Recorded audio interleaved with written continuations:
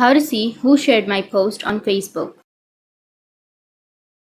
So if you want to see who shared your post on Facebook, then first you need to open up your Facebook application. Once you open up your Facebook, now here on the upper side you will have the bar, right? So under that bar you will have 5 to 6 options.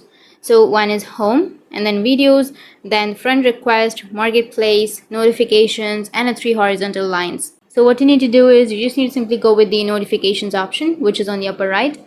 Once you hear the notifications, now under the notifications you will have all of your history, like what you've done or what other people have done on your profile. Like if someone sent you friend request, then it will show right here. Or if someone commented on your post, or if someone liked your post, shared your post, all of that information will be right here. So on your notifications you can simply go and see who shared your post on Facebook. It will notify you right here. So that's how you can see who shared your post on Facebook. And if you have any questions, feel free to comment below. Thanks for watching.